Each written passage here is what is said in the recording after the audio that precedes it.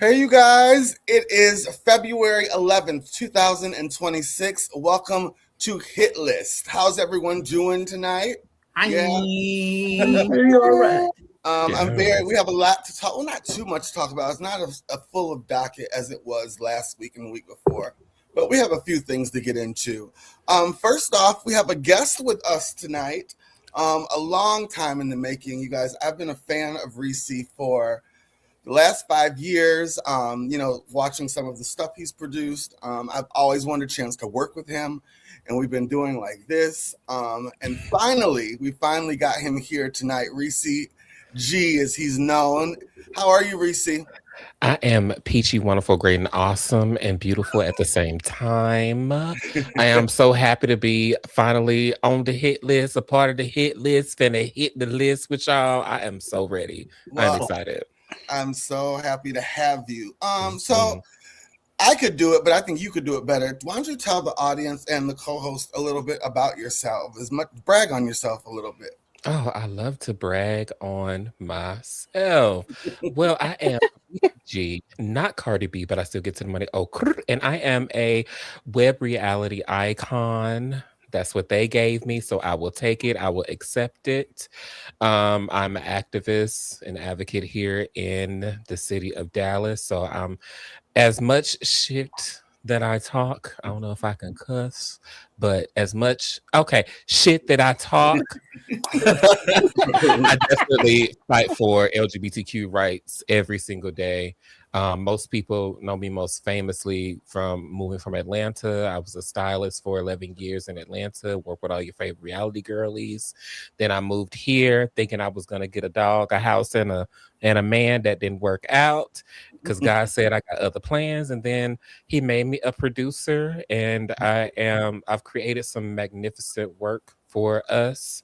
And I'm just looking to do more in the future. So, That's what's up. Well, again, like I said, I'm a fan, and I'm proud of you being a Black gay man.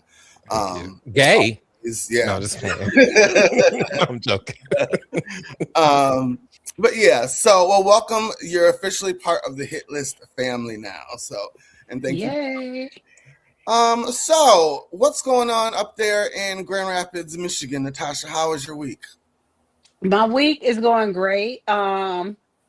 I was doing just wonderful right up until getting ready for the show, and my old fat self slid down the stairs. And my child, being the biggest hater in my life, said, Mama, your butt is showing. And so now I just popped in a leave, and I'm just hoping that I have like 2 or less bruises and no broken bones when I wake up in the morning. Because 43 and falling is not where it's at. So It's not a good combination.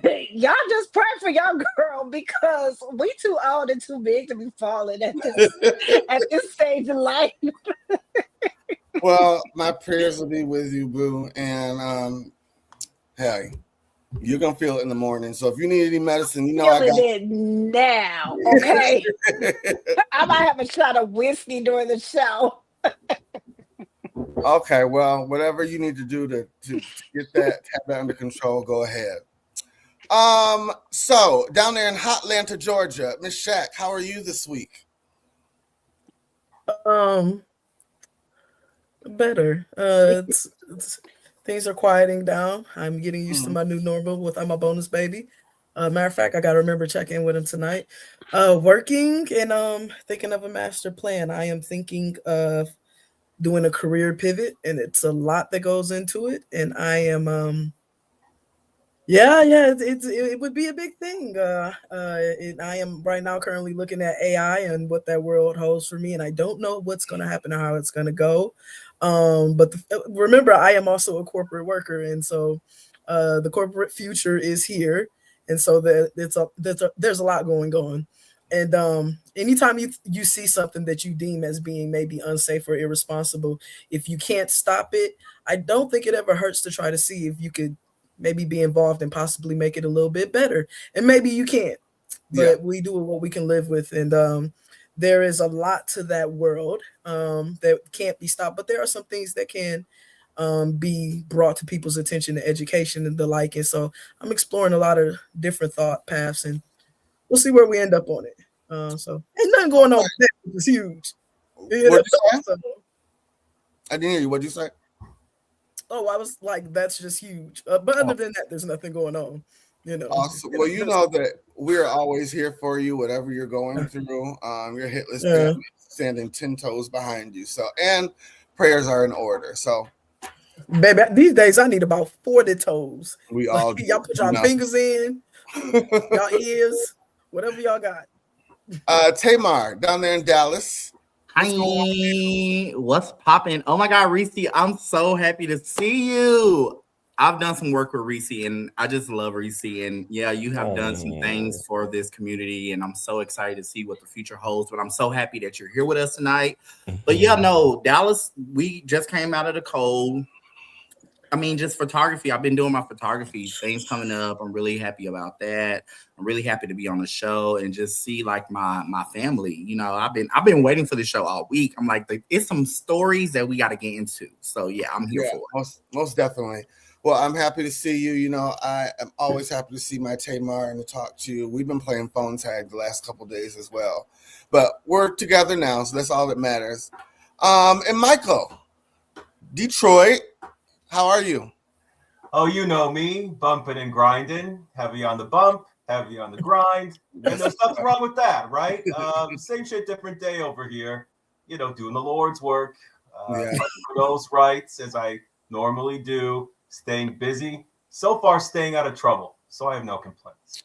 Well, that's good. But a little trouble is not. There's nothing wrong with a little trouble sometimes, you know.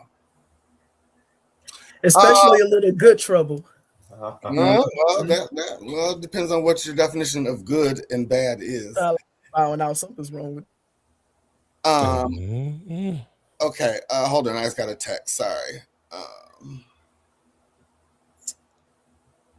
Okay, so first off, before we get into the thing of the things, disclaimer, copyright under Section 107 of the Copyright Act of 1976 allowance is made for fair use for purposes such as criticism, commenting, news reporting, teaching, scholarship, education, and research. Fair use is a use permitted by the copyright statute that might otherwise be infringing. So if you have a problem with some material or pictures or clips that you might think that is yours and I'm using without asking you, please just DM me. I'll try to take it down, but don't sue me because I don't got no money for you. So let's get into the first thing before we get into our, the docket list. You know, February is Black History Month. This week, and last week I told you every week this month we're going to be highlighting a pioneer or someone who have paved the way for what we do here or what we all do, our jobs and our careers or whatever. And I don't, not that there's anything wrong with Martin Luther King and Malcolm X, but, you know, we hear a lot about them all the time. And so this week I went with Madame Leontine Price. She is, I don't know if you guys are familiar with her. Let me get my little list up here. Here we go. Miss Leontine Price. She was born in 1927 in Laurel, Mississippi, to a carpenter father and midwife mother who was also an excellent singer. A young Leontine Price began her musical training at the age of 5. Her mother's stroller, lullabies, her mother would sing her to set the tone for her impending career, but not much could prepare her for the adverse that she would be, you know, coming upon entering her career. She is a lyric soprano who caught the attention of composer Virgil Thompson, who invited her to sing at the segregated all-Black opera Four Saints in 3 acts in 1952. And from there, just years later, she was the first Black woman to perform at the Metropolitan Opera House, where she received a 40-minute standing ovation, her first performance. I found a clip of her that I want us to, someone was asking her, you know, what she does and how would she explain herself. And I just thought I really liked what I saw, so I want to show it to you guys really quick. Here we go. Video. Miss Price. Been blessed with a voice that is, even to me, breathtakingly beautiful. That's total immodesty. I do not apologize for that. I don't know of anything, not even myself, that I love more than my sound. It gives me goosebumps when it's at its best. Yes, my voice is beauty. My voice is America. My voice is my blackness. My voice is love. My voice is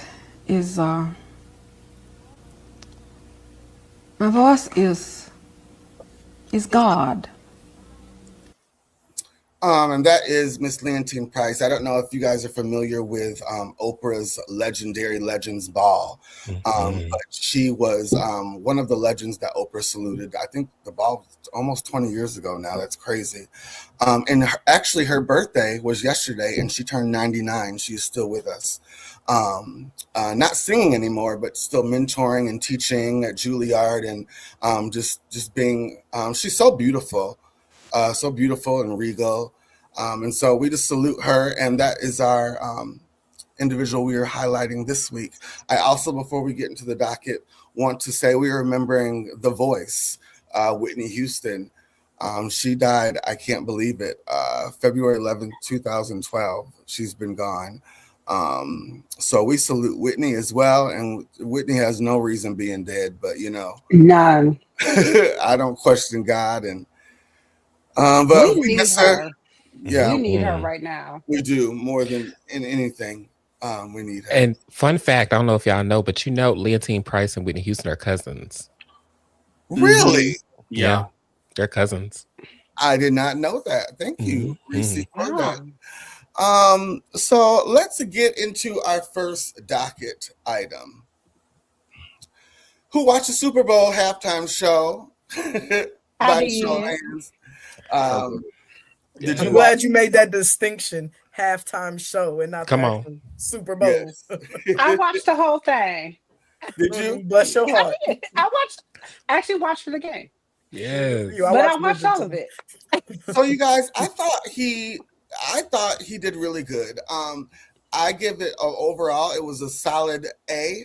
The set design, the creative direction, choreography, the spectacle of it all, the pyrotechnics, the lighting. I think everything was great. But not everybody felt that way. Reese, what was your thoughts on the halftime show?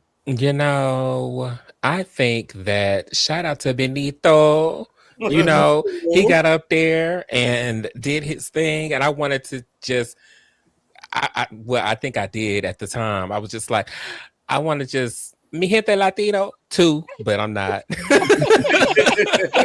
But I really appreciated all of the fact that this man got up there and represented his country and literally turned the field into the streets of Puerto Rico.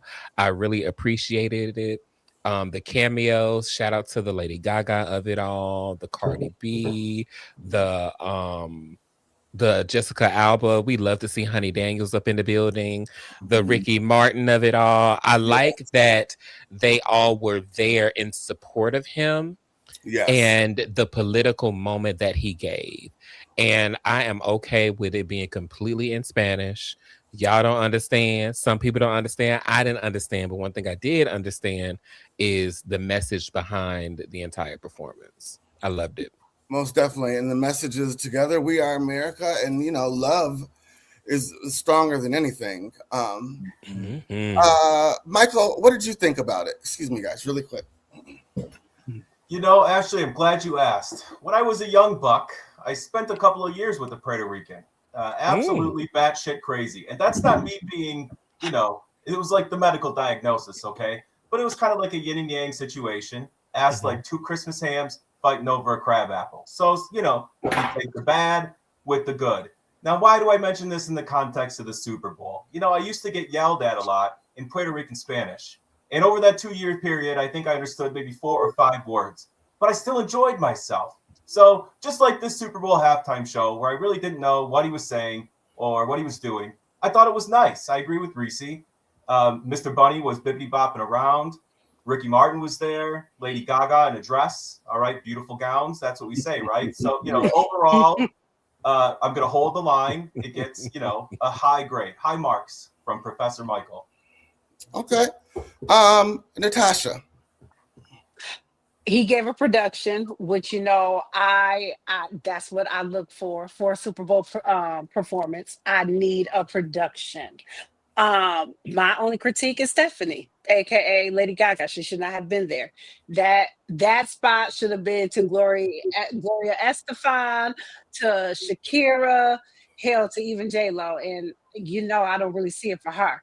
That should have been to another Spanish speaking artist, and they still should have continued singing in Spanish. That is my only critique. That should not have went to a white woman. That should have been to a Spanish speaking artist, because at that point it was a pacifier. Like, here, damn, take it. Don't do it. Do you think that was intentional, or do you think Yes. you do? Yes, it was a pacifier. Don't even give that much to them. Keep it all 100% Spanish, because while I didn't understand one lick of anything that they said, I understood that there was a message, and that performance was not for me, but I understood the message. And everything is not for me, and everything is not for white consumers neither. That was a specific performance for the Latino community, and they deserve representation too. And so Lady Gaga had no point in being there. I love seeing Mr. Ricky Martin. As soon as I heard him singing, before we even saw him on camera, I knew that was him, because you know our parents watched General Hospital, and we watched General Hospital with them, so we knew who that was. But Miss Stephanie, no, she ain't had no business being up there. Save that for another day. That's my only critique. Okay. Shaq. I want to piggyback what she said about Gaga. I think what I hope we all learn from this is why you just shouldn't try to pacify people, because it does not work. I do other than the fact that we know Gaga can sing, I really think the only reason she was there was to give some white people some representation, and they act like she wasn't even up there.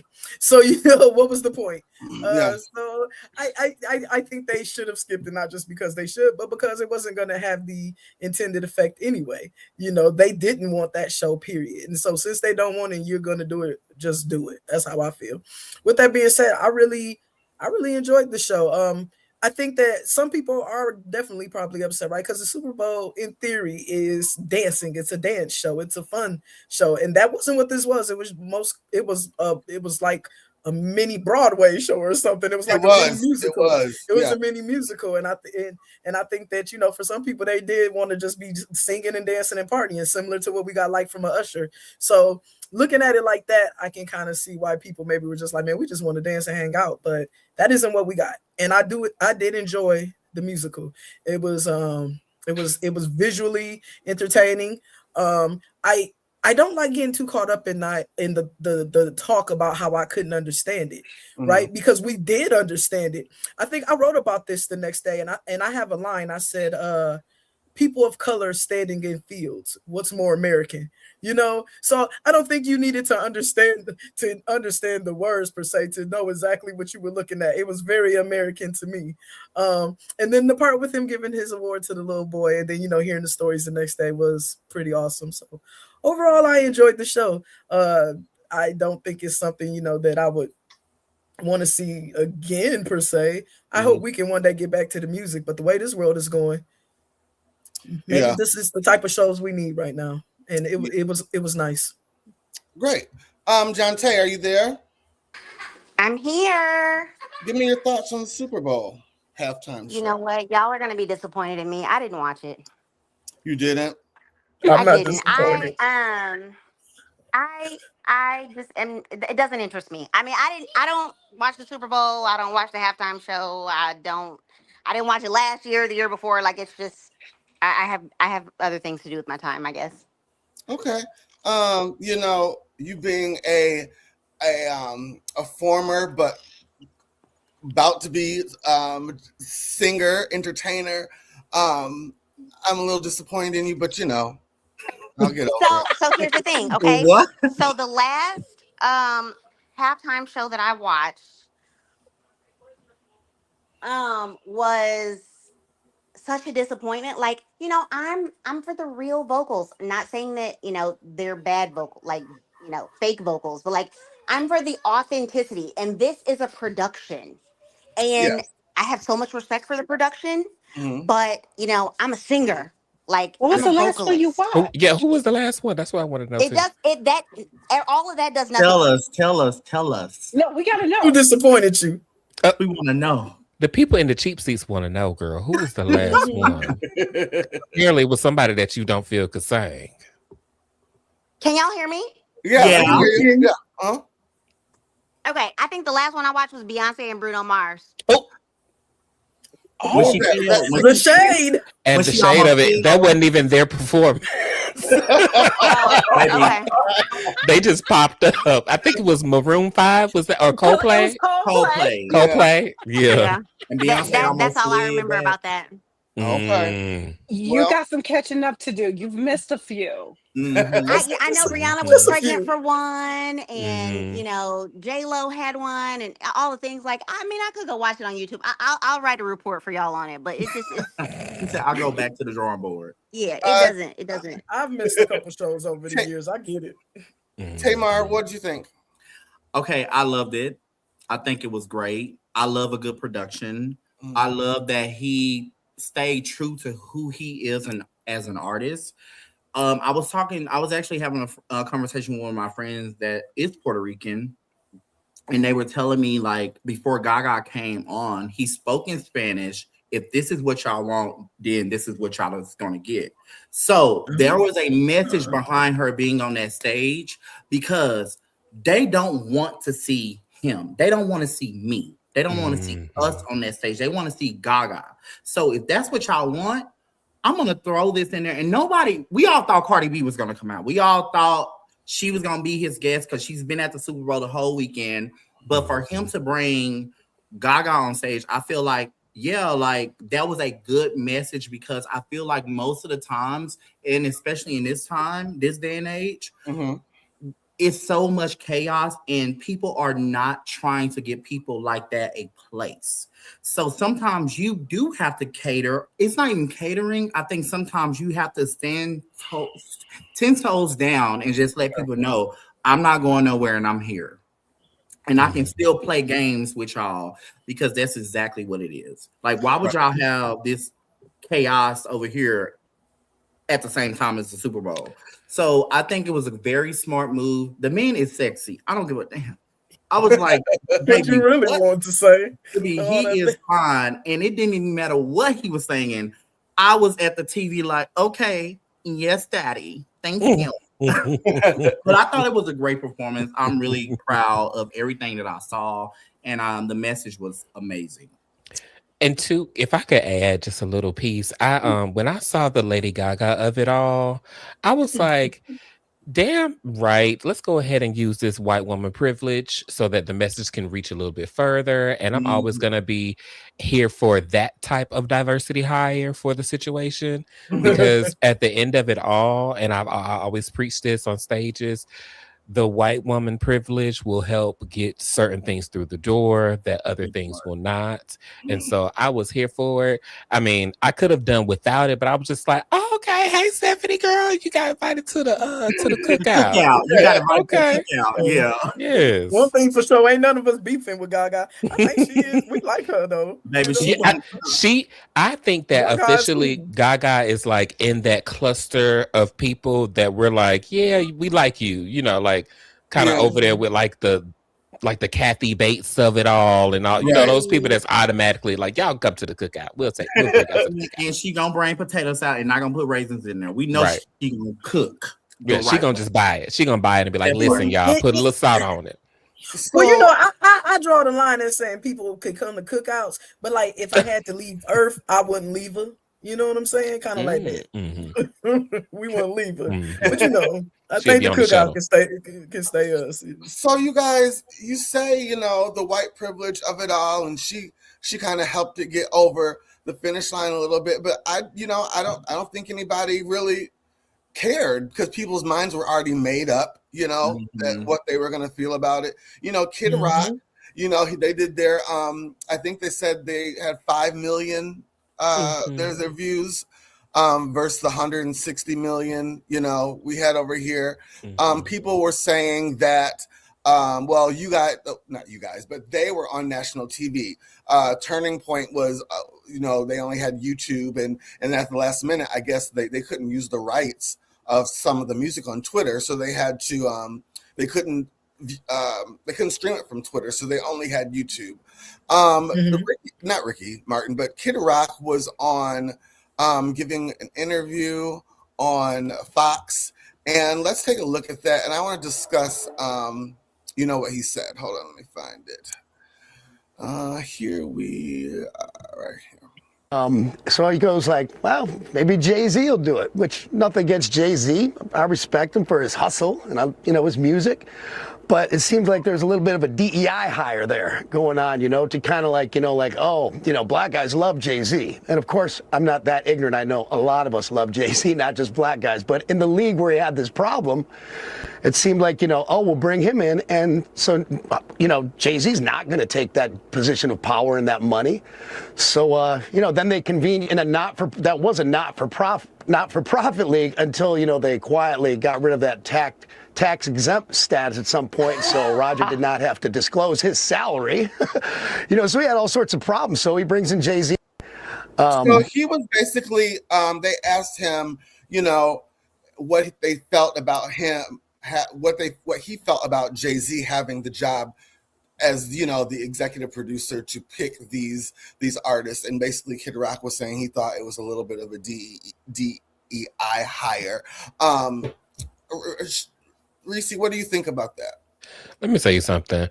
I love it when people say DEI hires, because all of the DEI hires have made more money for these companies that they get hired for.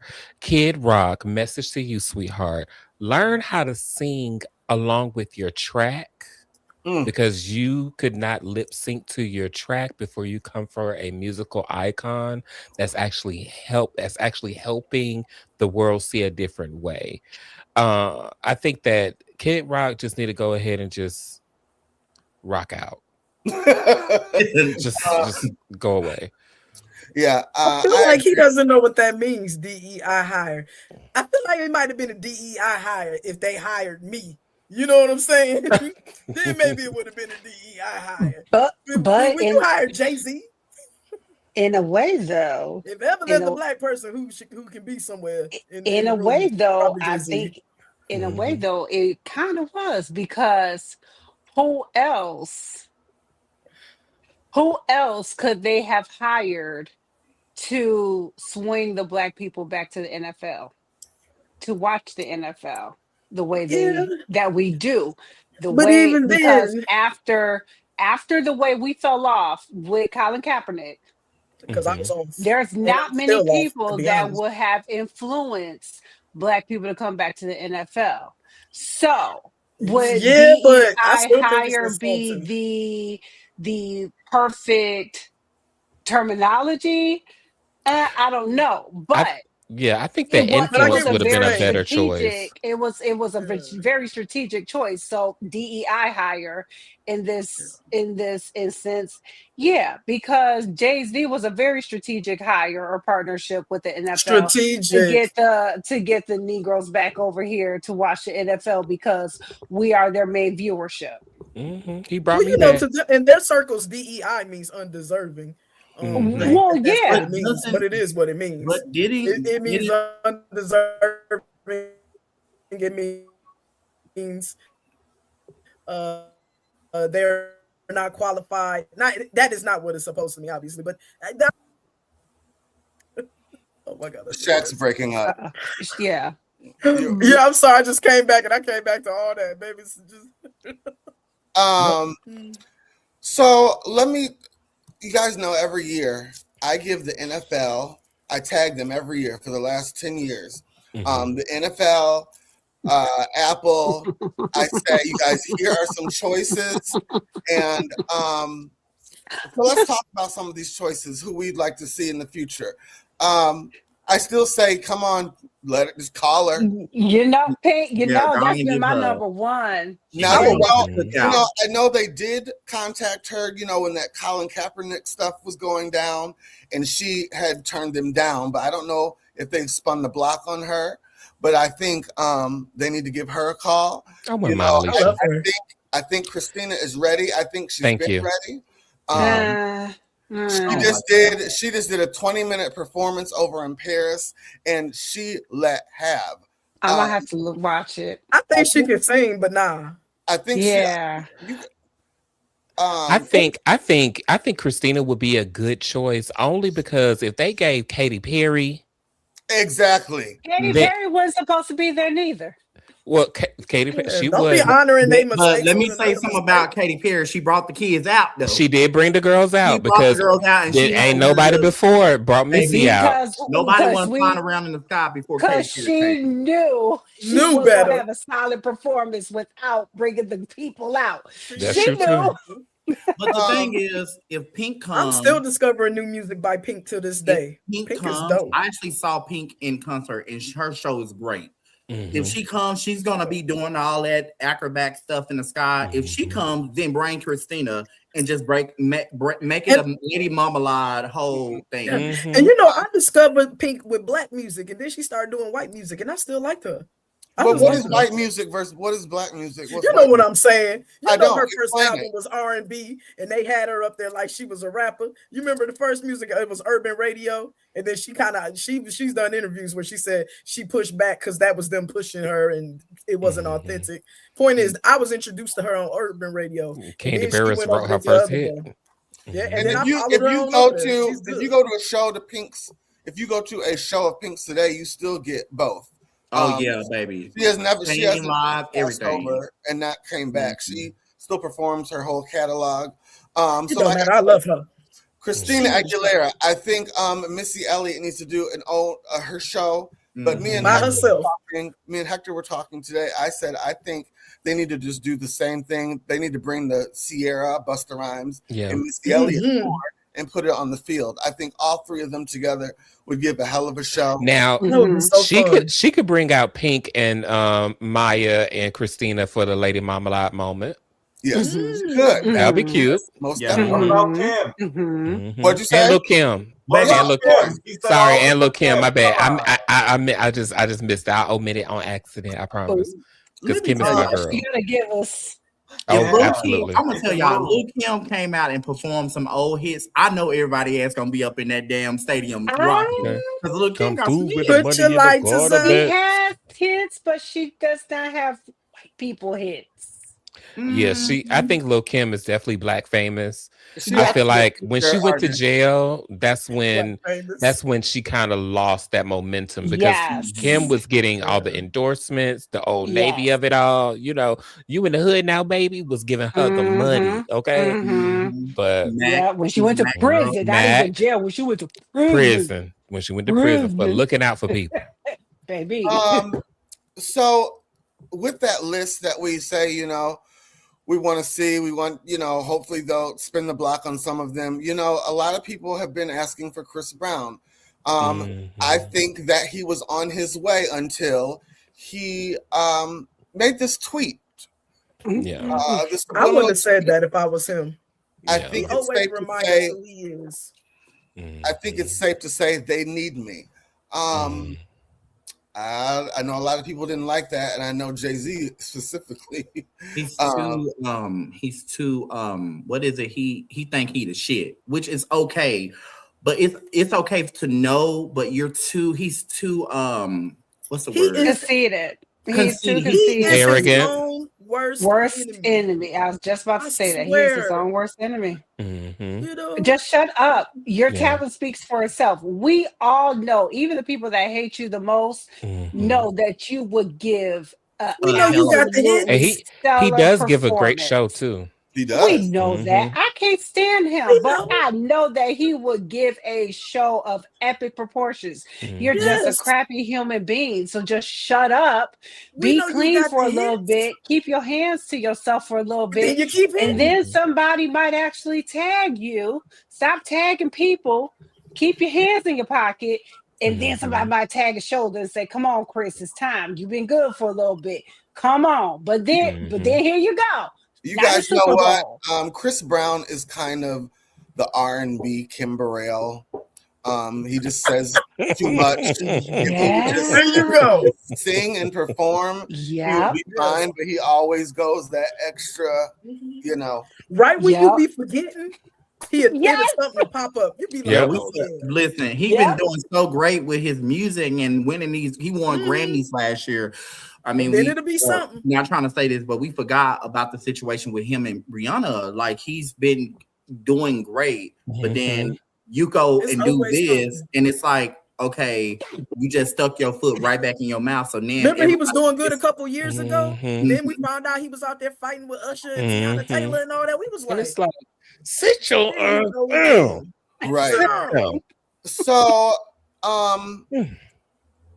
there was somebody who didn't like the Super Bowl halftime show at all. One of the OG housewives of New York, Jill Zarin, She's still fired? she went on her social media and decided to say this. All agree. I love now we it. all I mean, I agree. think it's I agree. terrific, I said but- it before that it was the worst halftime show ever, and it's 250 years that we're celebrating right now in the United States. And I just don't think it was appropriate to have it in Spanish. And quite frankly, I didn't need to see him grabbing his, G area.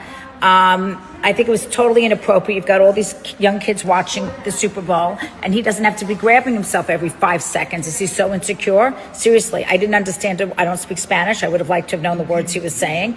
To me, it looked like a political statement because there were literally no white people in the entire thing. I think it was a political statement, and I'm not taking a side one way or the other. I just do. I think it was an ICE thing. And I just think that the NFL sold out, and it's very sad because this was 75 years, and, shame. So we all agree. I love now. So we know Jill from Real Housewives of New York City. Do we? Do we? They have been clawing to get back on television, and they just made a deal with E, the OGs, to come over to the E network. And they just greenlit a show called I don't know if The Golden Life or whatever it is. Yeah, gold something gold. With her and some of the other OGs, and she was part of making the deal, getting it greenlit, and that quick, she's gone. Mhm. Good. Such an idiot. Bye. She's been the one that's been out the most out of New York. Like all of the other ones have been revamped, recasted, and everything else that they've been rolling out. She's been trying to get back into stuff, and they've been keeping her out. We see why. Finally, she get back into something, and then here she go, and she got kicked back out before she got fired before they even got started. Okay, so let's talk about this really quick because you guys know I try to play devil's advocate sometime. I saw a lot of people in the comments. Black people as well, saying, so we've lost the freedom of opinion. I saw a lot of that. What do you guys think? She should have been fired for her opinion? Michael, let me go to Michael and we'll each go. Michael, what do you think about this? Absolutely not. I disagree 1,000,000% with what she said, but I am no proponent of cancel culture. This is America. We have freedom of speech. Every single day, someone says things I don't like, and I deal with it. And it's a slippery slope. Okay, in the circles I run in, I'm watching people lose their job for outspoken support of Palestine over Israel. Okay, so this is a two-way street, and so when we start to fire people for sharing something that we don't agree with, just remember that sword will swing both ways. So I'm just not a fan of it at all. Of course, what she said was really dumb and ill-advised and definitely fucked up the bag. But should she have lost her job over it? No. I mean, in a strange way, it was good PR for the show being launched. I think it would have caused a lot of people to tune in. You know, there is an audience for what she said, like it or not. I agree with you, Michael. You know, I'm not a fan of cancel culture. Once we start doing that, you're like you said, it will swing your way, likely sooner rather than later. Reese, what do you think about the Jill Zarin cancel culture opinions of it all? Read the room. You have got to start reading the room. These people have to start doing that, because that would have flew sky high over on Bravo. But E is not having that. E is not having anything that is going to put a stain on their good name, on their bipartisan type of flow that they do all their shows, all the support that they have for people of color. It's not going to fly. Granted, I do, because I can say I have said some outlandish things, but I don't think that she should have a penalty for her opinion. However, in the culture that we live in and what's going on in the world right now, honey, you got to read the room. And sometimes she ain't read the room, so she got out of there. I know I have commented, #bring Dorinda. We would love to see Dorinda. So it just happened. It was breaking news. They brought her. She got it. Yay. Thank you. Hey, Yeah. she made it nice. There we go. Yeah. Natasha. Jill's weakness has always been not being able to read a room. That's why her and Bethany fell out. Like, reading a room has always been a weakness. Low key, I expected this more out of Ramona than Jill. Yeah.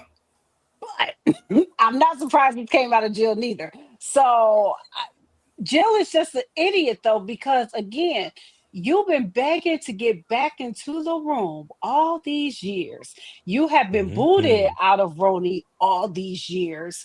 The show has continued without you all these years, and you finally got back in. It took getting to another network for you to get back in, and then you even make it to orientation and you got fired. So now I can't even take credit for that, because Alexander Rogers said that and I was on the floor. But you didn't even make it to orientation and you got fired. And so now, and it took you to get to another network. That's the messed up part. So now you're not even good at Bravo anymore. You're not good at E. So you messed up with 2 networks. Yeah. Like, how much of a bumbling idiot can you be? So I'm happy Dorinda's back, because I've been loving her on Traders. I'm very happy about that. I'm glad she got her a redo for now Roni again too. So everything kind of works out the way that it should. I don't think anybody should be penalized for what they say, but also, Dorinda, you were on like a millimeter of ice. Like, maybe ice is not the right word to say right now. You were hanging by a very, very, very thin thread. You had absolutely no room to even speak about your opinion on your favorite ice cream, yet alone anything political right now. Just now look at you. Yeah. And like I said, she was gonna have a producer credit. She's the one who brought this idea to to E. So she did. Yeah. Yep. Oh, I didn't know that. Yeah. So well. Oh no. Sorry for you. Well. Let's move on to the next, because we have some things to get through. Next on the docket. So let's watch this clip, and then we will come back and talk about the clip. So I think we're gonna have to do this in pieces. Here we go.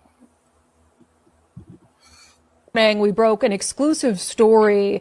Teen athlete says she was sexually violated by a trans wrestler and the school district did nothing. So this story centers around a 16-year-old sophomore at Rogers High School in Puyallup. Her name is Callie Keeler. You'll hear from her momentarily. She has been wrestling her really entire life. She's 16, but she's been wrestling since she was like old enough to walk. There was a match on December 6th. This story takes us back a couple months, and the timeline here is really important. And she was wrestling. She wrestles at 190 pounds. She was actually wrestling a wrestler from another school in the same school district. So in the Puyallup, Washington school district, there's 3 high schools. She goes to, as I said, Rogers, then there's Puyallup High School, and then there's Emerald Ridge High School. So she was wrestling the 190-pound wrestler from Emerald Ridge when something very strange happened that's never happened to her before. Earlier this morning, we put a clip of the video from that bout. Get to your base! Get to your base! Get to your base! I don't know what she said to you, but why her face looks like that. So you might have caught some. And that has a clip of the video from that bout. Get to your base! Get to your base!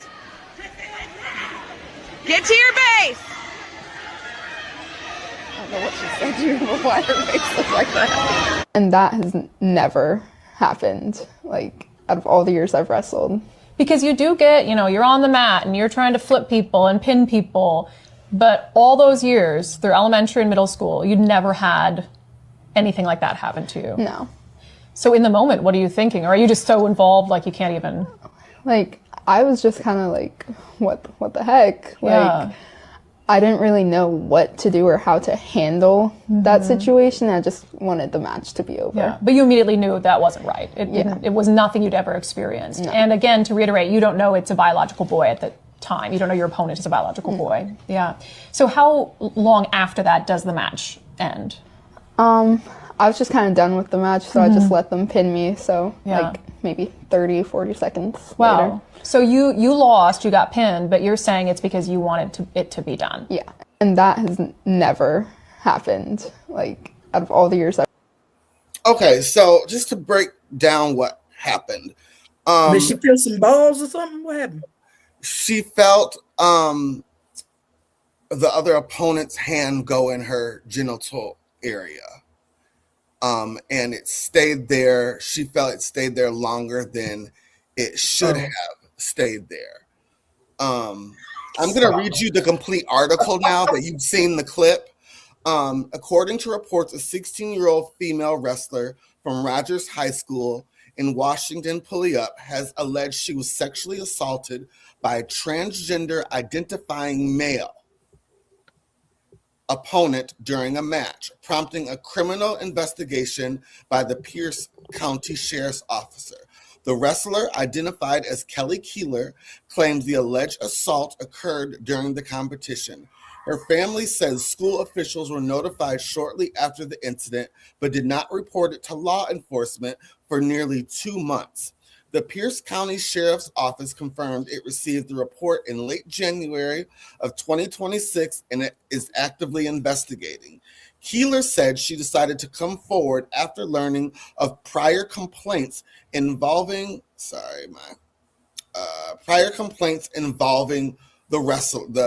other athlete. So, I know that was a lot. What, Michael?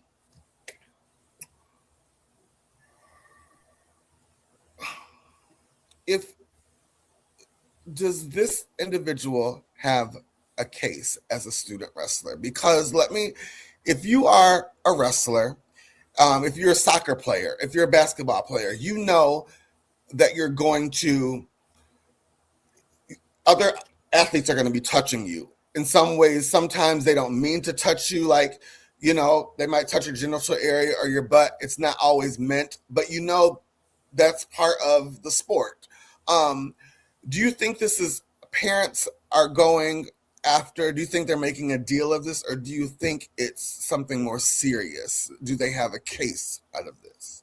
I would guess probably not. There is some amount of touching, I think, that comes with any of these sports. That freeze frame you had, though, her face, you could tell she was very shocked by what was happening to her. Listen, oh God. That's just, wow. Would she have had this reaction if it was a biological, female that she was wrestling and did that. Do we start there?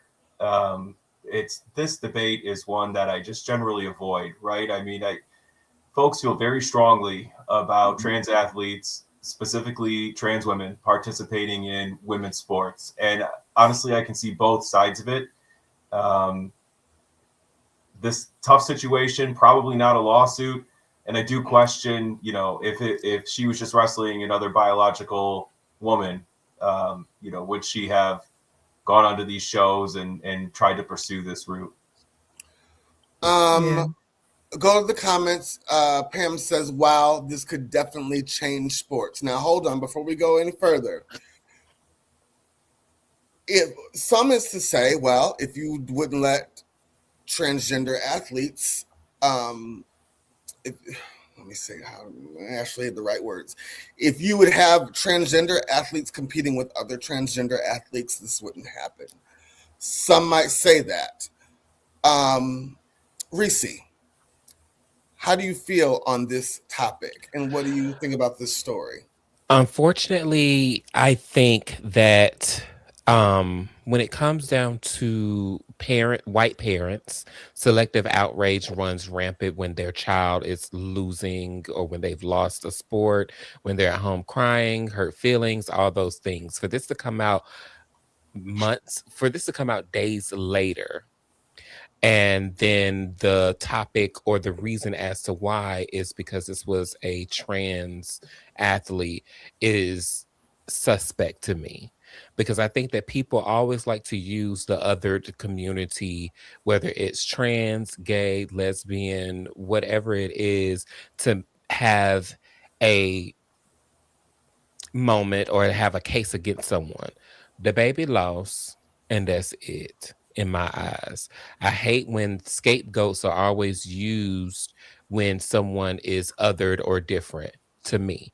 So I hate that this is happening. I am happy though, because when I was researching this, I didn't see any articles naming the trans girl.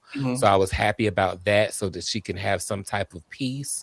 And I hope that she is supported by her family to get through this situation and to continue to be an athlete. I do think that at times people should consider possibly having designated sporting events for trans youth to make sure that they have opportunities to have fun, be safe, and not receive this type of criticism. And then on the other side, a child is a child. Girls are girls, boys are boys, whether they are cisgender or transgender, and they should be. Because at the same time, when you look at wrestling, there's particular weight classes for wrestling. Same thing with boxing. So I think that if the child was in the proper weight class and seeing the photos, seeing the video, it was obvious that the girl Callie was losing. And so that's why she was, to me, when I saw that, that's why the girl had a hemmed up, okay? And so I just hate that this is happening and it's becoming a trans issue, or people are trying to make it a trans issue. And I really hope that this is a 1 week news cycle type of deal and it goes away quickly. Jonte? Not bullying today. Listen, y'all, I have to move because my husband is very loud about how he feels about stuff like this. Okay. While I am too, I actually just watched. You're breaking up, hon. If she looked, I said, let me watch it on a big screen, and she looks extremely uncomfortable. I don't think this, like, as a parent, I don't want my daughter wrestling any sort of a man. Like, you, man today, girl tomorrow, whatever you want to be. If you have a penis, you should be wrestling penises. And if you have a vagina, you should be wrestling vaginas. That's as a parent. Yes, I see the equality of, okay, well, she has transitioned and she wants to be a woman and she wants to be a part of the sport. Okay, I get all that. But as a parent, if my child comes back to me and says, I felt something, because yes, wrestling, like, I'm familiar with wrestling. There's no reason why you should have hands and genitalia at all. So you come back, I'm coming for you. You and your parents. Natasha. This is one of those situations where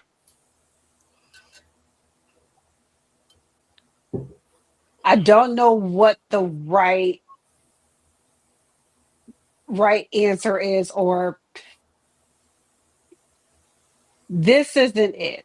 This isn't it, because as someone who is biologically male and 170 pounds, and someone who is biologically female and 170 pounds, they're not going to have the same muscle mass. Right. So we're talking about two different types of strength.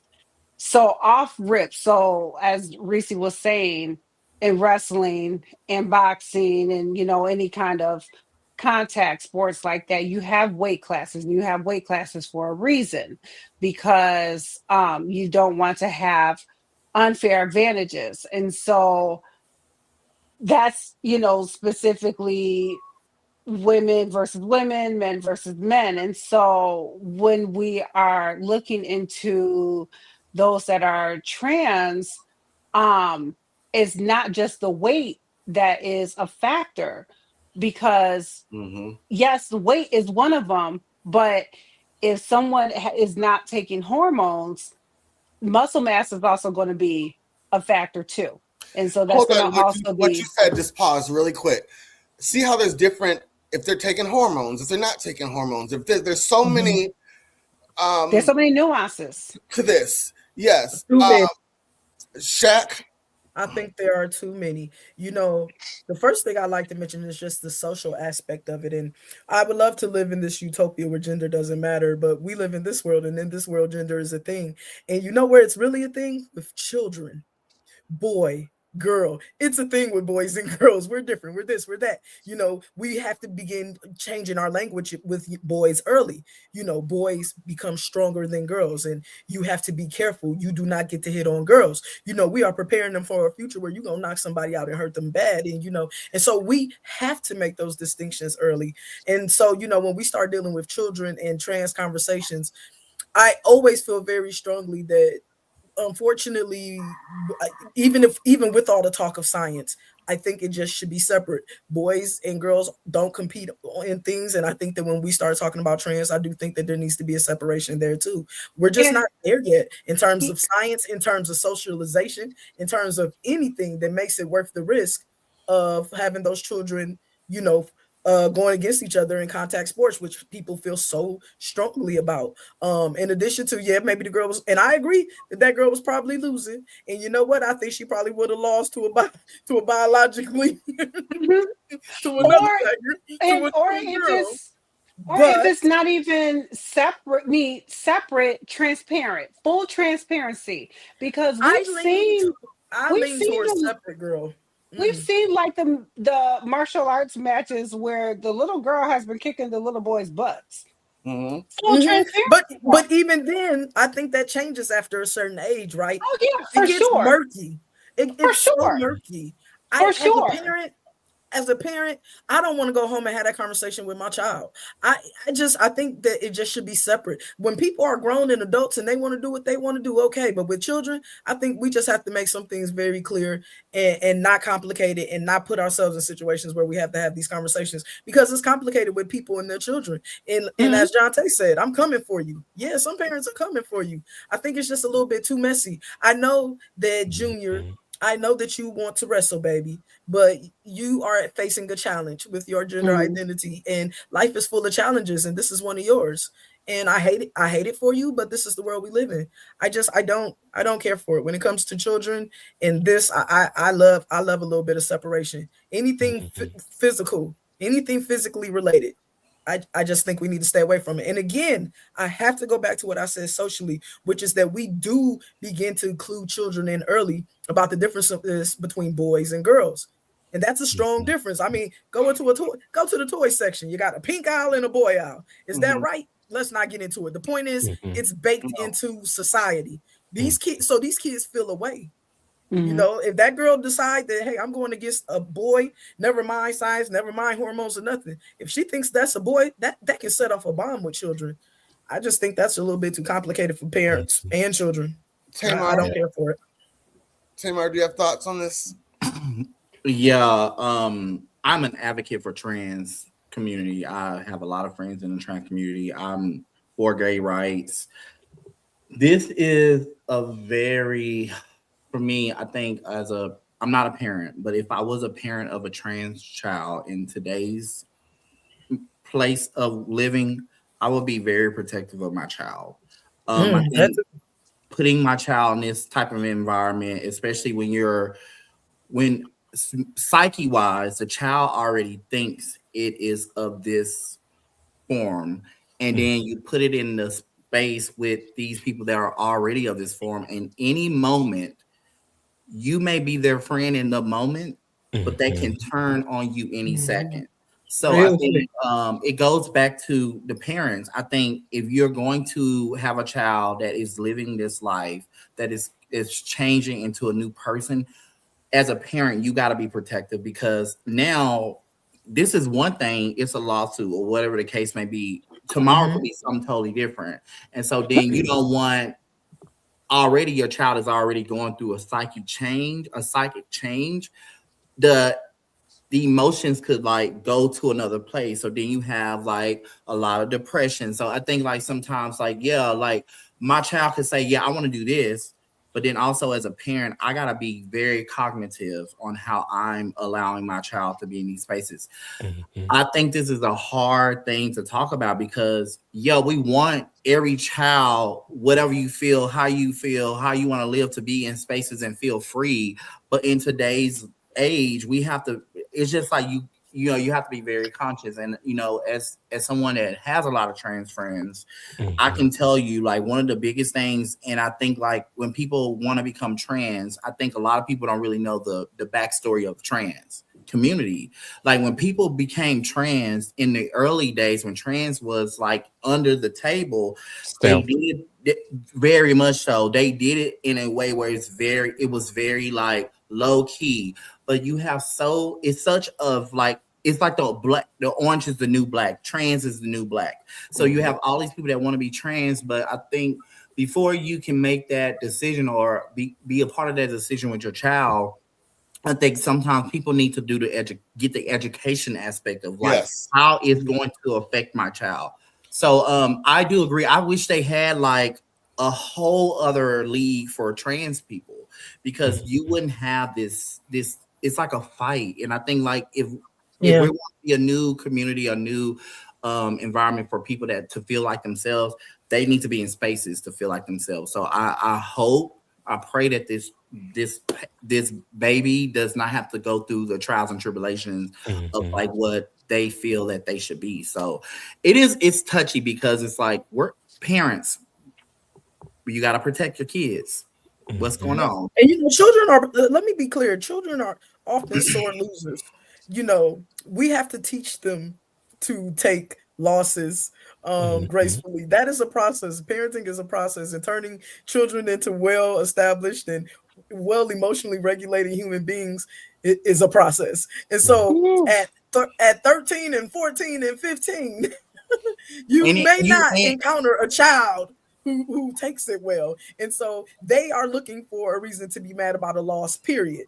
Let alone find out their opponent was trans. You just embarrassed me. You used to be a boy, now you're a girl, and you just embarrassed me. I'm trying to tell you. And that picture, Ashleigh, is taking me the hell out. The facial expression is taking me out.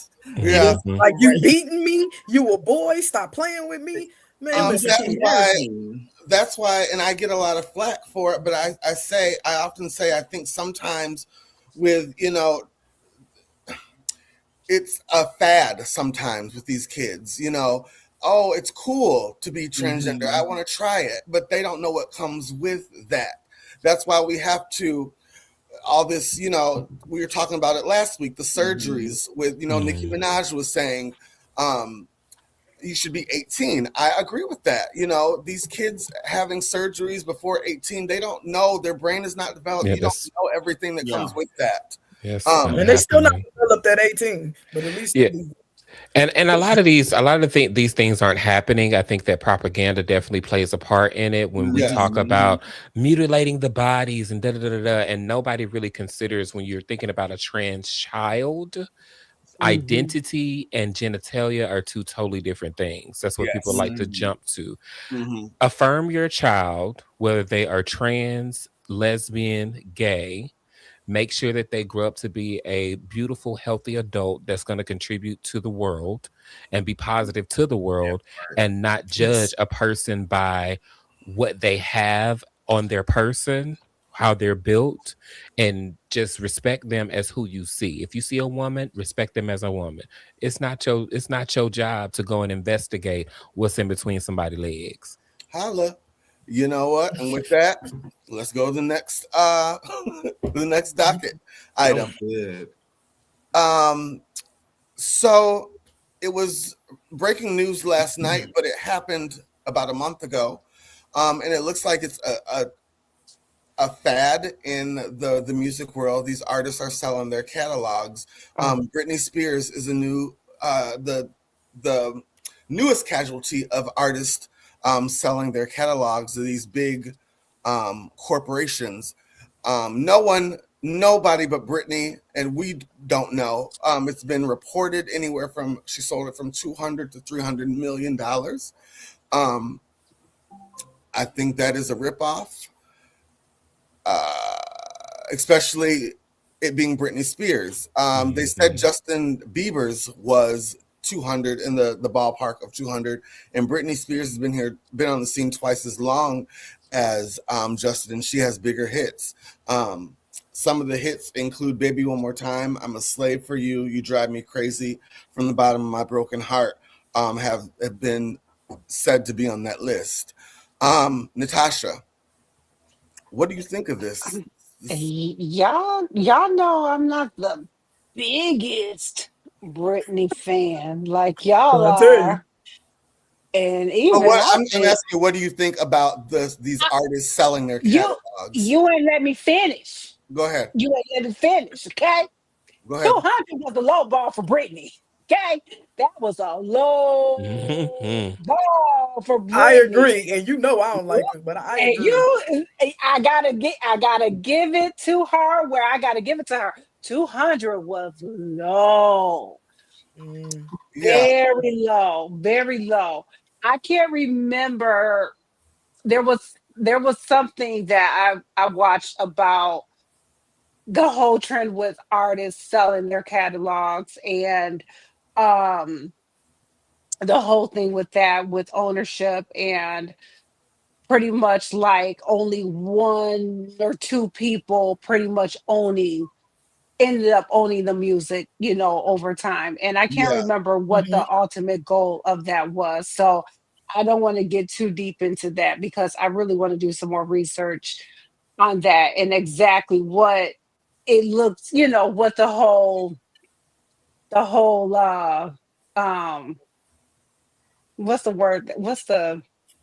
When your tit hat is tingling, just let it go, girl. I hate when that happens. Thank you. Okay, but it'd be like your spidey sense is tingling. My spidey sense is tingling on that. But 200 million, very low for Britney. Very low for the entire Britney catalog. She must have wanted that money. Now, one of the articles, Variety is reporting Sony Music owns and controls the rights to Spears' entire recorded music catalog. So it seems likely she sold the rights to her artist royalties. There's two different things. She has songwriting credits on nearly 40 of the songs in her catalog, although few of them were major hits apart from the ballad Every Time and fan favorites like Me Against the Music, S&M, Work Bitch, and others. It seems extremely unlikely that Spears' name and likeness were included in the deal unless it was for more than the price TMZ is speculating. Go ahead. If she were actually offered, because I really don't see her taking an offer of 200 million with the best legal advice or in the most soundest of minds. So if she were offered 200 That's a good point. million, Mm-hmm. what could she have actually gotten for it? What would the real assessment of it have been? What would the real value of it have been? Yeah, that's a good point. Michael, what's your just overall opinion on this? So, my first thought was like, wow, that's a low number. And then it hit me, I'm old. I'm viewing this through the lens of what music used to be and not what it is today. And I think the hard reality we're facing is music is not worth very much like it used to be. Streaming pays pennies. So if she sold the rights to her royalties and got 200 million, she probably got a great deal, because what are they getting paid per play on Spotify? Like a fraction of a cent. And that's the way it's moving. It's just going to get cheaper and cheaper. And if you look at how kids are consuming music these days, they're making their own tracks on AI. They're not even really, they're spending less time following these artists, or it's like the K-pop stuff on a Netflix show. It's not like it used to be. So, good for her for getting some coins. I think you're going to see this number start to get smaller and smaller as time goes on, even for these artists that have, a real kind of solid legacy that in our heads we would think, wow, they're worth so much more than what they're getting. I just think this is the way of the world.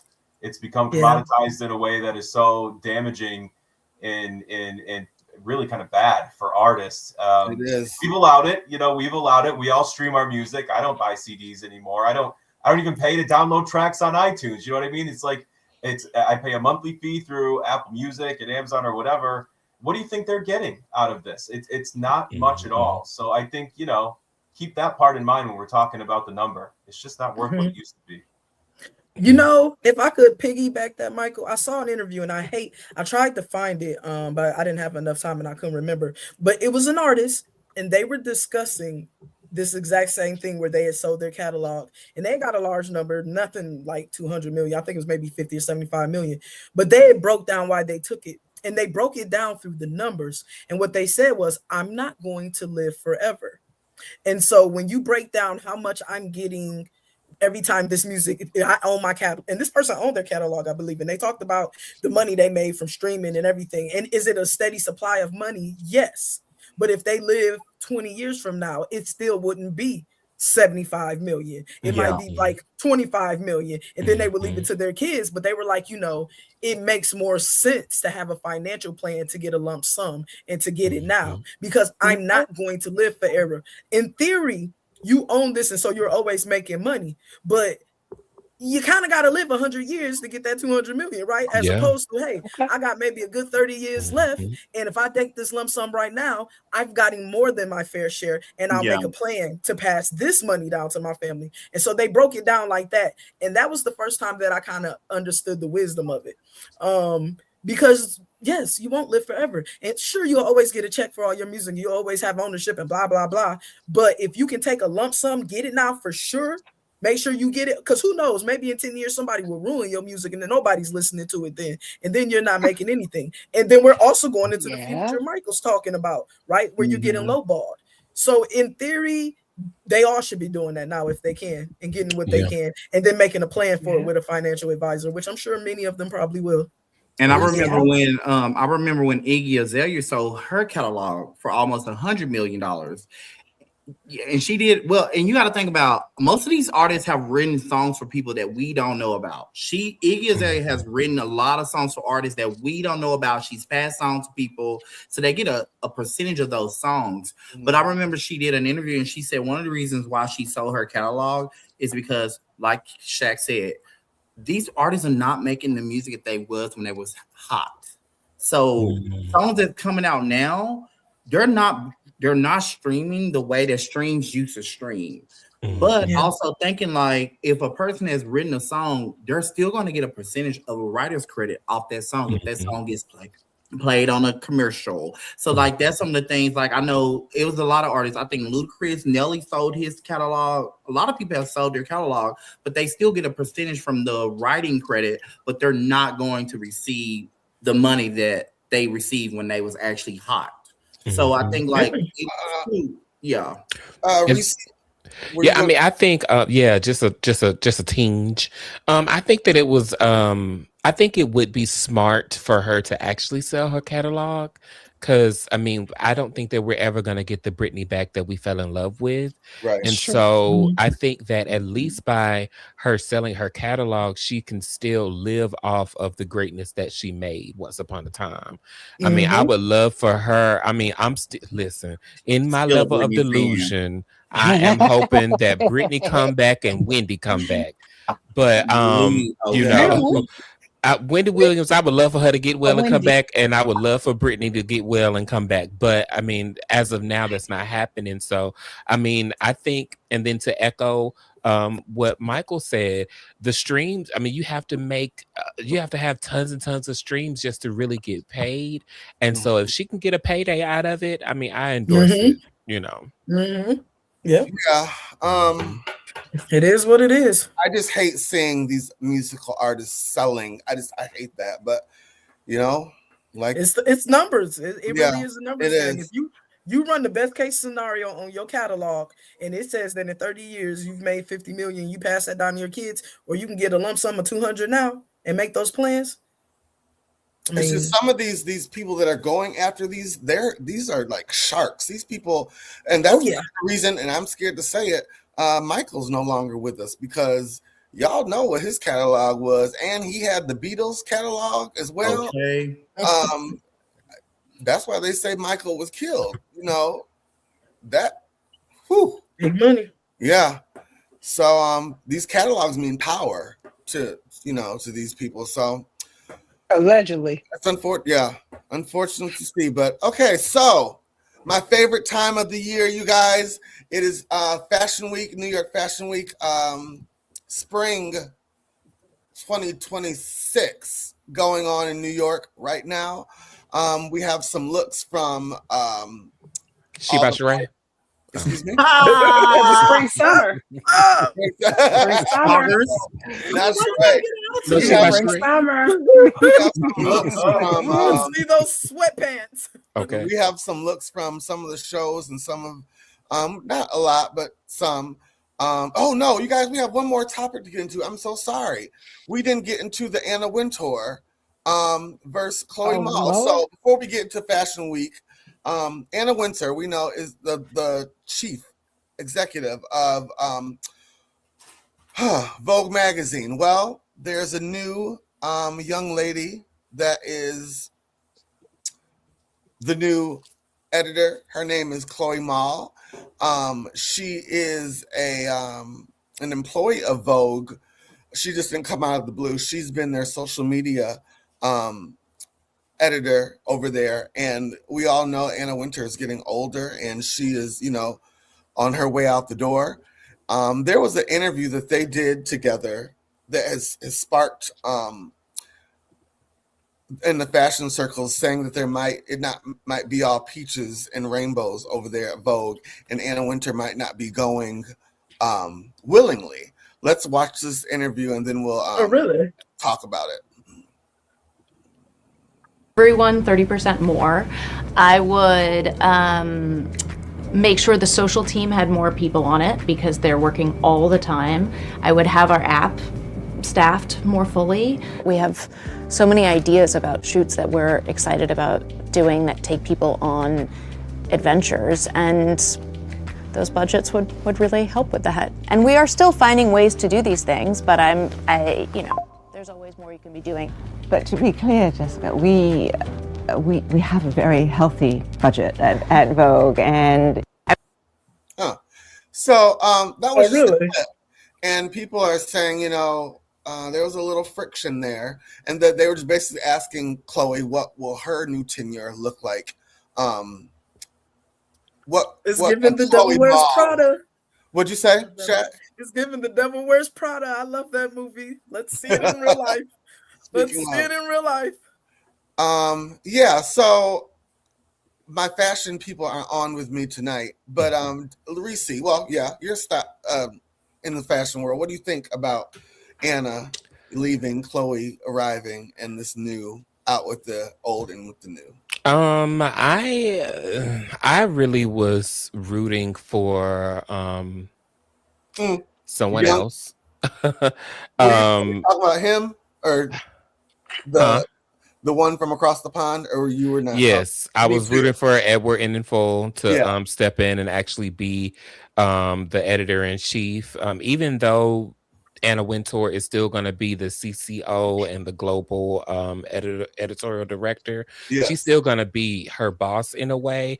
I just, to me, for American Vogue changed when Anna Wintour stepped in the seat, and it became more about fashion, what is right in politics, what's right socially, and I think that she led with that because she's not American, so she just had to just kind of go with what was right. I don't know Miss Thing's background, but just off of that interview, I did watch a portion of it. I think that it was kind of a thing of, I'm gonna do this because she ain't do that type of thing. And yeah, I mean, we'll see. We will see. We'll see. She doesn't really give me. She giving me. I mean, she looked the part. It's them flats for me at the interview. Yeah.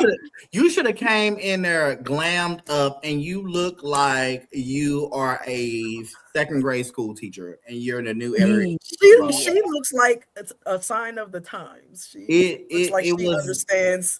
And that's what I was thinking. AI algorithms. It's like Anna Wintour. Anna Wintour gave her a monologue and said, "This is what you need to say at the interview." And she sat there, and Anna Wintour is looking at her like, "Bitch, this is not what we talked about." So Anna Wintour jumped back in there and said, "Well, actually, this is no, like you." I think like she was, for what I got from the interview, because I watched it, it's like you're basically saying this lady sitting next to you did not come with the bag. Like she did not come. She did not serve. She made some missteps. She made some missteps, and you're here to, clean it up, honey. And you can't clean up a legend. So I think like, people. What I got from it's like, okay, are they fighting behind the scene? Is this the right person? Because stepping into those are huge shoes to fill, and you can't step in that role being very negative of the past. Like you got to go into it being like, times are changing, and we're just going to change with the times. That's what she should have said. Yep. But I think like there was a lot of like nitpicking at what I feel Anna Wintour has done, and I don't think that she really served that purpose in that interview. And now that interview is there forever.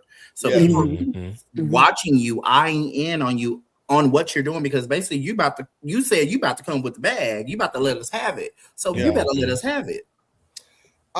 She looks like all these new young white corporate kids coming into the scene, taking over the world. We were bringing AI algorithms into things that have always existed. That's what she looked like to me. She looks like all the new. The next line of rulers coming up. You could have popped her in any corporate advertisement right now. Right. Yeah. Michael, what do you think about this? Is Michael there?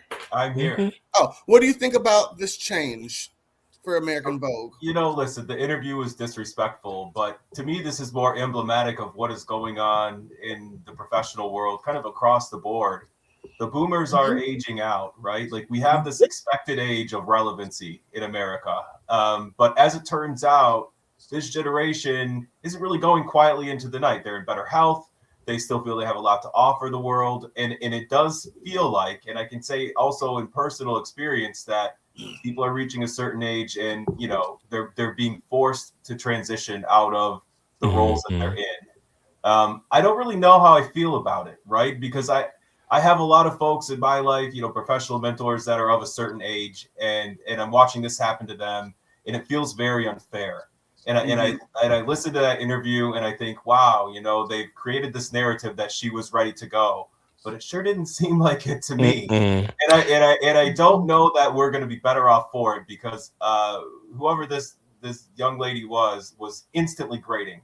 They just didn't have the polish, clearly didn't have the right media training. To come for your predecessor as you're sitting next to them. This is the person who gave you an opportunity. And you're just kind of dogging them. It's not even low key, it's fairly high key. I don't expect she's going to have a long tenure, to be honest. But this is what they're like. This is very is very representative of their generation. They are disrespectful, what we call disrespectful. I think they call it now being honest, being forward, not falling into the Direct. pitfalls of our Yeah. predecessors. You Yeah. know, we will not be silenced. Mhm. You know, in our community, what goes on in this house stays in this house. We no longer believe in that. And I'm not saying they're always wrong, right? But she, like I said, it felt like the There's a new time and guard. a place. Yes. There's a No, time I and a agree, but place. that's what I just And it felt but this, familiar. and that's what this new generation needs to understand. And I'm at the risk of sounding very old, but Yeah, I'm we gonna put old. my auntie hat on. There's a time and a place for everything. And one of the most fatal flaws any CEO can make is being too radical too fast. Yes. And that is with any company anywhere. When you don't come in and observe first, you just come in with your own agenda and you don't see what actually works first. You just come in with your own agenda and say, we're going to change this. Okay, well, there are some things that are traditions for a reason, and some things are tradition for stupid reasons, and because no one dared to actually change them, and because they actually do need to be changed. But you need to actually stop for a second Mhm. and actually observe first, because what's going to end up happening is that you're going to go too radical too fast, and everything And that's what I was about to say, Natasha. What she doesn't Vote will understand be is in Anna people Wintour. bathrooms. What she doesn't understand, Anna Wintour has a long list of people who are Mhm. supporting her that can make it very hard for her in this new position. Mhm. Better settle down. Mhm. Settle down fast. Mhm. Yeah. Because Yeah. I know absolutely nothing about fashion, but I do know the powerhouse that Vogue is in the fashion world. I Mhm. even know that. What were you gonna say, Reese? No, I was just gonna say, I just had to see how old she was, and she's 40. So I'm like, girl, Damn. She know better. She ain't She gonna make know it. better you know than. She better. old You enough. know better than to come Baby. up there and say stuff like that. I She mean, needs and to we sit her all, ass down you somewhere. gotta kiss the ring, let her go on, and then it also says that she is or was the editor of Vogue.com. So I kind of understand She trying to turn Vogue that. into a digital newsletter. Watch. Right. But I mean, I just hate it. But I mean, hey, Baby, Well, I she looked really, really was hoping for Edward yeah. Enninful. I really was hoping for Me him. too. But Anna y'all, Wintour look at the same time that she may not be the one, like the baby boomers need to get out. For sure. For sure. It's time I to don't move. agree with Yeah. that. Okay, Michael. You know what? Okay, maybe they don't need to get out, but they do need to start paving the way. As Yes. in, I'm not going to stay Mhm. until I'm going to my casket. Like, Yes. It's time for the older generation to start teaching the younger generation the recipes. yes, and they Yeah. don't. The younger It's generation a got to secret get there sauce. and learn how to cook with grandma. They got to start learning the recipes, okay? Because you can't take the recipes with you because they're going to die with you. So we need to learn how to cook with our grandparents. So the younger generation needs to get in there with the older generation to see how things are done, because Anna Wintour can't work forever. But Anna Wintour is not welcoming the new generation to do that. She's not saying, come on in here, baby. Let me show you how much flour I use. I don't even use a measuring cup. She's saying, it's all mine. It's not yours. Nobody And can that's the have it. problem. And that's the problem. And that Don't kind of attitude criticize right my budget. there. That kind of attitude right there is where you need to go, because if you do want Vogue to continue to be the powerhouse that it is and to be the brand that it is, you are going to have to let somebody in and pass your knowledge down to somebody so that it can continue. You're not going to be alive forever. I wonder who she chose, because I don't think that Anna Wintour is a person that would just frivolously give up her seat. And especially since she's moving on to being more of a global installment versus just for the US, I know that she had to have a short list of some people. So I wonder who was on her list. And I bet you Edward was on that list. I bet you Edward was on He that had list. to be. Okay. Going into the fashion files. First look, we have Paris Hilton and Gucci by Dinma. This is part of his first collection at Gucci. Michael, yay or nay? It's fine. There's nothing about this that's exciting, though. Okay. Natasha, yay or nay? She actually looks like a grown adult woman here. Yay. Reese? I give it a yay. All right. Shaq? Can't hear you. You're on mute, baby. Oh, sorry about that. I said, yeah, it's nice looking. I mean, I think it's nice. Sure. Okay. Yeah. Tamar? I love it. Yay. We love anything with ostrich feathers and look like it came from 1979. So, Jonte, yay or nay? She looks like pretty Pepto-Bismol. I think I like it. Okay. Next look, we have sorry you guys, my list is freezing. Come on, phone. All right, we have Aaron Pierre and Amiri. Michael, yay or nay? That's a sharp suit. Yay.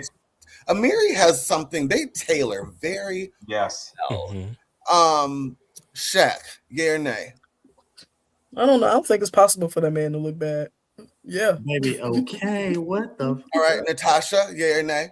Absolutely, yay. Okay. Reese? I'll give it a yay. Okay. What was that hesitation? It's just for me, for him, I think that the pant could have been a little bit. I think the shoe that it's something at the bottom with the hem and the shoe that's kind of throwing me off. Maybe it's just his stance. But I like the shawl lapel. I do like that. But and I think the tailoring is very, very nice. But it didn't take me to the moon, but I hit a couple clouds, Okay. Tamar, yay or nay? I wish he would have put on a cowboy hat with this. Like add some flair with that, and also like a nice, like a real good tight boot at the bottom, because I agree the tailoring at the bottom is kind of weird, and that shoe is giving me matron. So I wish he would have like added some flair. Like he needed some type of accessory to go with this. Like it's just so like bland, but he looks amazing. Jonte, yay or nay? There is nothing wrong about this man. Absolutely yay. Okay. Next look, we have Alton Mason and Balenciaga. Michael, yay or nay? It's a little try hard. Nay. Natasha, yay or nay? Y'all know I love him. This is a yay for me, even though it's a lot, but it's still a yay. Okay. Shaq? That look like something my son would put together. All right. Tamar? Yeah, I love him. If you know who he is and the type of like model and artist he is, this is his style. Like it's very good, and I love that he's paying tribute to the do-rag. So it's a bop for me. I love it. I love it a lot. All right, Reese? It's a yay. It's black ass, and I love it. It's a yay for me. All right. Jonte? Is Jonte there? So I'm chocolate. not sure about it. His confidence is doing it for me more than anything. Okay, moving on. We have Keith Palmer. She's also in Gucci by Dinma. Michael, yay or nay? I really like this one. Yay. Natasha? Yay. Tamar? I love it. Yay. Reese? I think it's definitely on trend to promote the burbs. I love it. It's a yay. All right. Giving Stephen lives. Shaq? Rich auntie vibes, and I'm digging it. All right. Natasha? Jonte? I think she dropped. Oh, okay. Jonte? Yes. Do you remember when Beyonce did Ring the Alarm at the some award show? Yeah, VMAs. It's reminiscent of that. Just a little bit. I love it. Okay. All right, moving on. We have Hung Chow and Tom Brown. Michael, yay or nay? Fascinating. Yay. Natasha? Oh, um, I'm, uh, I'm confused on this one. Okay. Reese, yay or nay? I love Tom Brown. Shout out to Tom Brown for doing everything for Doechii for a while. This is a yay for me. Okay. Shaq? She look like a sophisticated art teacher. You know what I'm saying? Mhm. I think I like it. I think I like it. Okay. Like she Tamar? teach it at the college. Like You know. Hey guys, welcome to your first day of second grade art class. No, she looked and is I was picking off Reese. Yes, everything they did for Doechii is so hot. So this is a yay for me. I love the look. Okay. Jonte? You know, I was gonna say sophisticated Harry Potter, and I absolutely love it. Okay. This next look, this is probably my favorite. This we have Anya Taylor and Dior. Dior's new creative director has come in and just done the damn thing. He is doing it. Like doing it. Michael, yay or nay? It's been a while since I've got to say it, but fur is murder. Otherwise, yay. Okay. Natasha, yay or nay? Oh man. Okay, if the fur was in a brown, just brown and white, then this would be like super yay. But this is just like a basic yay. I think that's what makes. I think the fur, in my opinion, that's what makes it off. It doesn't go. That's what makes. That's why I like it. You know, this is where I don't fit in with the fashion because it's just throwing me off because it's just contrasting too much for me. But yeah, I like the bones of it. All right, Reese. Shout out to Jonathan Anderson. I love what he's doing with Dior right now. I think that the styling was off on this, but I love Anya Taylor-Joy. Like when she dresses down. And I think with this look outside of the fur, I think that separate in other outfits, this would be good. But it's got to be a nay for me. All right, Shaq. I like when people look rich. Rich people looking rich. I like it. I mean, I don't get it. I wouldn't wear it, but I think she look rich. All right, Jonte. So like me. Yes, I love everything about it. I love the contrast of the black or dark fur. I mean, unfortunately, yes, Michael, fur is murder. I'm gonna pretend like it's faux fur and say yay. It's not fake. It's real. Yes, honey, that's fashion. That's couture. Oh, I didn't know it was real. I thought we all knew we didn't do that no more. Oh no, they not in the fashion girl, honey. Well, you know, this is I don't have no style. I have on this, so I don't know. Oh, that's atrocious. I didn't know that. Okay, moving on. We have Tiana Taylor and Ash Studio. Now this dress, you guys, I wish you guys could get up close to it. It's like wet paper. It's beautiful. That's all I can say. I wish I could get a closer picture for you guys. Let me see if I can find it. I don't think I have it in the come on, Ashley. Let me see if it's in here. Do I have another close up? I don't think I have a close up for it. Michael, is it a yay or nay for you? You know, I feel like if I could see it move, I would like it, but it does look a little Bride of Frankenstein to me. So nay. Oh, okay. Shaq. I wish I could see what you see because I've never seen her not look amazing, but right now she just kind of looked like a mummy or something, and I don't know. I wish I could find a closer pic. I would love to see what you see though, because how did they make her look weird? Because she looked good. But I don't like that. I don't like this look. I think she looks amazing. I don't care for the dress. That body is teeth, but I don't like the dress. Yeah. Because it gives distress and wet at the same time. You know, it's like, yeah. Okay, Tamar. Like a cheap mummy. Tamar. Yeah, this is a nay for me. I wish I can see her hands. I think if her hands were showing, and then but I think she's so claustrophobic. Okay. Ante. I love it, but it looks like paper mache. And that's what it. You know, if you can see it That's close, literally that's what what it it is. is. Yeah. That what it is? I'm That gonna what it look Yeah. like? I'm gonna find Yeah. a What photo it and looks put like? it in our group so you guys can see it later. But yeah. Okay, moving on. Our next look. We Wait have a minute. yeah. I actually like it. And I wanted to say, now you know you ain't gotta sell us on a Tiana Taylor look, but then everybody hated, but I actually like it. No, baby, you ain't got to This sell us is on Tiana Taylor. this is You probably know, the only look that I've seen that it Mhm. just didn't work for I me. know it's the first Because it's time like I ever seen her. that's not a red carpet look to me. That's a attend the show, sit front row look to me. You Like you know? go on the red carpet You and know then when you you go go to those backstage, haunted houses in change, and then you put that neighborhoods, dress on because can't nobody see it. you know how when you go to haunted houses in neighborhoods during Halloween season and the kids be out there running? That's what she looked like to me.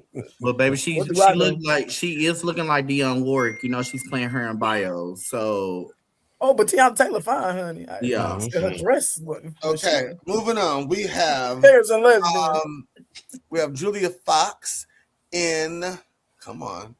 Marc Jacobs. That was expected. Michael, yay or nay? I'm not going to say it again, but otherwise, this is horrific. Nay. All right. Reese, yay or nay?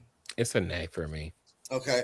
You guys have this is the context. She's at a Marc Jacobs runway show. So this is very right off the runway. They put her in looks that they want. It's not something you would wear to go to the grocery store in. It's a couture look off the runway. So Yeah. Natasha. It's still ugly. Okay. Tamar, yay or nay? I love this. I don't know why. I just love it because it's giving me like old school. Because Like, you a slut. and it's giving me like old school Madonna, like back in the day, like, and it is giving very grungy. I love grungy moments, and her makeup is chef kitchen for me. I love it. Okay, Reese.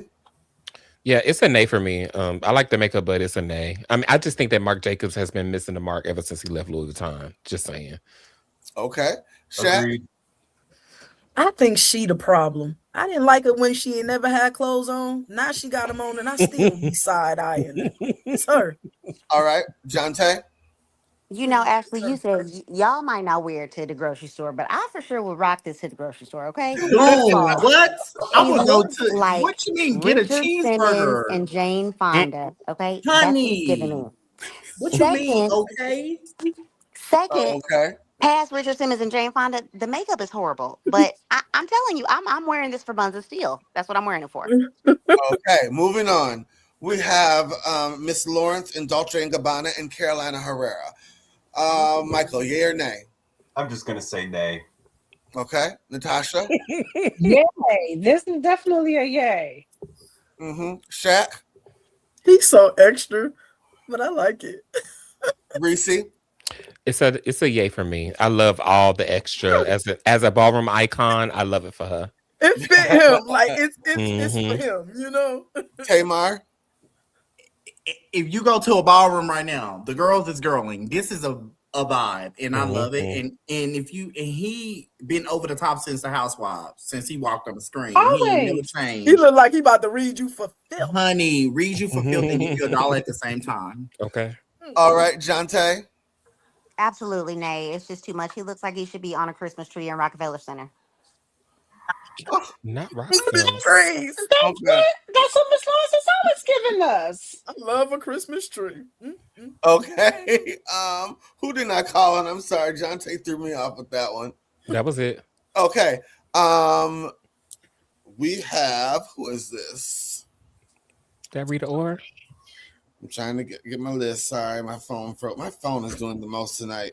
This is, I don't even have who this is in my notes, but I think it's I don't know who it is. Oh no, this is Tina Chung, and she's in Ash Studio as well. I'm sorry. Yes, Michael, yay or nay? I think Ash Studios 0 for 2 for me tonight. Nay. All right, Natasha. Why they do her makeup like that? That is horrendous. All right, Shaq, yay or nay? It's interesting. I'm cool with it. All right, Reese. I like this look, but I think her and Tiana Taylor should switch looks. Because if Tiana would have had that on, it would have ate a little bit more. Okay, yes, you're right. Mhm. Yes. Okay. Tamar? Agreed. I don't like the posing, but I love the look, and I think on a different person. Like Tiana Taylor would have smashed it. It's like a smash burger. Would have got it together. And that white dress would have looked better on her to me. On this. Oh, on for this sure. shoot. Yeah. Okay. Jonte? I love the look, and I actually think it needs a veil. Like a, just a mini one. And the shoes need to go. All right. And those were our looks tonight for Fashion Files. And to end the show, we are going to go to our Come Sit on My Couch. And the question tonight is, hold on. The question tonight is, how would you react if you found out your spouse lied about going to work every day and did not have a job? They left, they looked like they were going to work, they have a full suit, uniform, and everything. How long would it take you to notice? And how would you feel about this? Let's give our guest of honor the floor first. Listen, if the bills is paid and you are safe and not bringing me home nothing I can't wash off with soap, I'm all right with it. But then again, I have never been in a long-term relationship. I have never been married, so I don't know if the terms change once you get in there. But I think I would notice immediately, like, I don't know. I think I would hope that I would pay enough attention to my partner to know if they not going to work. But yeah, that's just don't disrupt the household. Okay, so hold on, Reese. I gotta spin the block on you. You wouldn't be mad at the fact that they're lying to you, but if the bills were paid, it would be okay.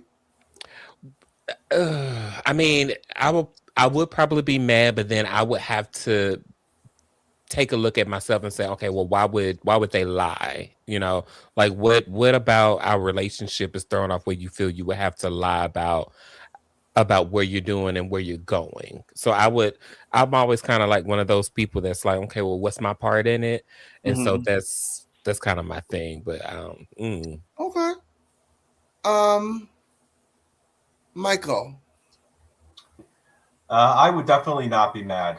I think my instinct would be sympathy first and foremost. I mean, at the end of the day, all I've ever wanted to be since I have been a young man was to be a provider. So I have never looked to a partner to be, bringing home money or anything of the sort. I think I would respond with sympathy because to me, a lot of people judge their worth by their career or the money that they make. And I would feel, really bad if, my partner decided to kind of go through this elaborate ruse because they felt some type of a shame about, the money they were making. And I would say, how can we work through this? What can I do to support you? I wouldn't be mad. Not in the least.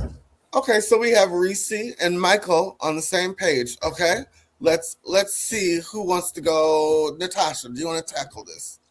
Y'all got a lot of grace. Y'all got a lot of grace because why are you lying about something so basic about where you're going every single day? About having a job. That is something that is so basic. And if you're lying to me about having a job, what else are you lying to me about? I can't trust you about anything else. Are you lying to me about having another family? Are you lying to me about having some other kids out there? What else are you lying to me about? That is something that is so that's a good basic. Point. Yeah, I can see that. Basic. So if you don't have a job, but if you've been out there doing Uber Eats and everything else and you've been paying the bills, just say that. Clearly it's been sustaining us and I'm cool with that. Just say that. Just be honest about it. But don't lie to me about it because now you've opened up a whole new can of worms. And I need Dina on the line with me right now because Dina okay, Shat will be here. Shat, go ahead. I think there is this moment or at least for me, it has been in pairings recently, where I shifted from the first thing I wanted to do when something happened to me, whether it was good, bad, or indifferent, was call the person I was with or the person I was interested in. And then there's a shift when things started happening and I didn't call them at all. And so when you hear something like this, remember we spoke on it earlier, and I said what Reese said, I haven't had time to sit in it. My first reaction is, why don't we tell each other things anymore? Like, what's happened between us? Yeah, come on. What's happened between us? Mm-hmm. Because you can remember that time when you told him anything. I just farted, and now, something devastating. And if you're hiding it, if you're lying about it, in some level, it's affected you, and it has hurt you. And when did we get to the point where we stop talking about those things? And so I think that you might want to explore the fact that you no longer tell each other everything and what's going on with that. So I think it might be a flag of you having a bigger problem, let alone whatever's going on financially. Because that friendship is the foundation. Yes. Most definitely. Jonte? Okay, so first of all, Shaq, my husband is my best friend, and ladies don't fart. Let's start there. Okay, we don't. But We you know whisper. what I'm saying? We whisper in our panties. Okay. So, So, I had a bad day, and then it's like I don't talk. okay, right. I understand all that. So, but to piggyback off Natasha, like, where are you going? Is it another family? Are you selling drugs? What are you bringing to me? Like, I don't care if soap can wash it off. I don't want it. It's a lot. I mean, morality and integrity are definitely on the line. I don't, Michael, with what you do and how many criminals you see and how many people you see lie, I don't know how you would have sympathy for this, because everybody lies. That's what I've learned over these years. Everybody lies. Every single person I know, good and bad, lies. And if I tried to hold them all to account, I would have beef with everybody. And so I've just learned to let it all go. Every single bit. But this isn't you having beef with everybody. This is your person for the rest of your life. Your till death do us part. I will wipe your ass. I will tell you the truth because I love you. So this is different I than would that. think it was just rooted in their own kind of like something within themselves, that it didn't have much to do with me, that it had more to do with them and how they feel about themselves. And I guess I wouldn't take it personal is what I'm trying to say. I would think that it's a roadblock that they have that probably existed long before we were ever together. And I would try to have empathy and sympathy for that. I mean, I know I've got my own shit I've carried for all these years, right? And it's hard to unpack some of that hurt sometimes. That's where it would come from. Okay, well, you know what? I'm gonna hire you when I kill somebody. And I would be there and I would listen to your story and I would not judge. Of that I can guarantee. But no, this is a hard no for me, Ashley. They gotta go. Oh wow. They gotta go. It's there. You gotta go. Yeah, what else are you lying about? Like, why couldn't you tell me about this? I mean, how can I expect you to protect me and all the things if you gotta, put on like the uniform or the suit? That's really extra. You gotta put on all that and leave the house and get in your car like you're actually doing something. Lay in the bed and look for a job.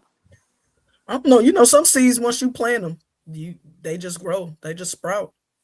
And I think when you plant seeds of doubt like that, and you lie about stuff like that, you start thinking about, like, what else have you told me that wasn't, or how many other times did I miss? Yeah, slippery slope. Does anybody else have anything you want to add to this? All right. Well, we had a great show tonight, Reese. You can come back anytime. Yes. You have a permanent open door. I love to have you. All right with me? I'm so happy we finally got to do something together, and this will not be the end of it. Everyone else, I love you. Please like and share this, you guys. Like I said, our algorithm has changed in the past couple months, and we're trying to get it back where our views used to be. So please like and share. We will be reposting the show tomorrow and then clips throughout the week. Everyone have a nice night. Be safe. We love you. Cass, stay on. Everyone else, peace out. Bye.